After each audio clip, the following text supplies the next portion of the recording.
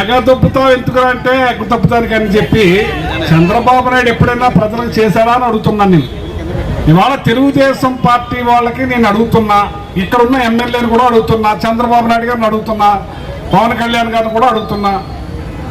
జగన్మోహన్ రెడ్డి గారు ఎలక్షన్ ముఖ్యమంత్రి అయిన వెంటనే పార్టీలు చూడొద్దు, ప్రాంతాలు చూడొద్దు, కులాలు చూడొద్దు, మతాలు చూడొద్దు, నాకు ఓటేసిన వాళ్ళకి అయిన వాళ్ళకి నేను ముఖ్యమంత్రిని అందరికీ చేయండి అన్నాడు. ఏమీ చేయని వ్యక్తి, ఎన్ను పొడిసే వ్యక్తి ఆయన ఏమంటాడో తెలుసా? వైఎస్ఆర్ పార్టీ వాళ్ళకి పనిచేస్తే పాముకు పాలు పోసినట్టు అంట. మరి మీ పార్టీ వాళ్ళకి చేస్తే మేము అలా అన్నావా? నీ బుద్ధది. 45 ఏళ్ల ఇండస్ట్రీ నీది. తొలిగా ఎమ్మెల్యే మంత్రి ముఖ్యమంత్రి అయిన జగన్మోహన్ రెడ్డి గారు ఉన్నత మంచి మనసు అయింది. ఇటువంటిది ఇవాళ రైతులకి వెన్నుపోటు పొడిచారా లేదా? మీరు రైతులు వస్తే మేము 26,000 వేస్తామని చెప్పారు. 20 పైసలు ఇప్పటికి వేయలేదు, సంవత్సరం అయిపోయింది.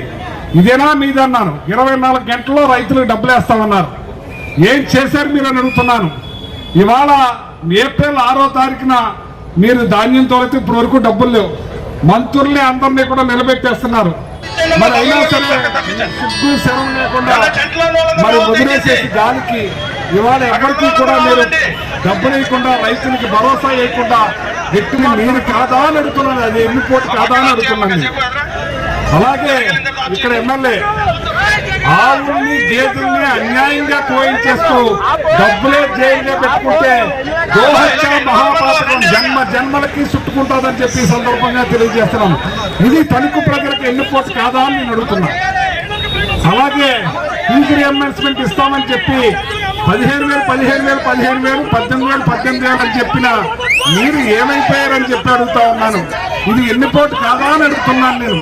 ఇవాళ పిల్లలందరూ కూడా బాగా చదువుకోవాలి, బాగుండాలి, ఒక డాక్టర్లు అవ్వాలి, వాళ్ళ కుటుంబ పరిస్థితులు మారాలని జగన్మోహన్ రెడ్డి గారు ఎంతో మంచి కార్యక్రమం చేస్తే ఇవాళ ఎన్నిపోటు పడిచారా మీరు? ఇవాళ ఏదైతే ఆరోగ్యశ్రీ 25 లక్షలు ఇచ్చి ఎక్కడైనా చేయించుకోండి అని గొప్పగా చెప్పిన జగన్మోహన్ రెడ్డి గారిని ఇవాళ అటుకెక్కిచ్చి పేదవాళ్ళు ఇళ్ళు అమ్ముకోవాలా, స్థలాలు అమ్ముకోవాలా, ఏమమ్ముకోవాలనే పరిస్థితిలో ఇవాళ ప్రజలందరూ అల్లాడిపోతా ఉంటే ఆరోగ్యశ్రీ లేకుండా 17 మెడికల్ కాలేజీలు కడితే 5 రన్నింగ్లోకి వస్తే 750 మెడికల్ సీట్లు వస్తే పేదవాళ్ళు డాక్టర్లు అవుతారనే దురుద్దేశంతో ఈ చంద్రబాబు నాయుడు వెనక్కి రాసి ఎన్నిపోటు పడవలేదా అని అడుగుతున్నాను నేను. వాలంటీర్స్ని తీసుకొచ్చి ప్రజలకు మంచి జరగాలి, వాళ్ళు బయటకు రాకూడదు, అన్ని ఇంటికే అందాలని మహత్తర కార్యక్రమాన్ని తీసుకొస్తే వాళ్ళకి 10,000 ఇస్తానని చెప్పి అడ్డంగా ఎన్నిపోటు పడవలేదా చంద్రబాబు గారు అని అడుగుతున్నాను నేను. ఇవాళ MDU బళ్ళు ప్రజల దగ్గరికే రేషన్ వెళ్ళి మేము పంచదార ఇచ్చేవాళ్ళం, కందిపప్పు ఇచ్చేవాళ్ళం, గోధుపిండి ఇచ్చేవాళ్ళం, రాగిపిండి ఇచ్చేవాళ్ళం.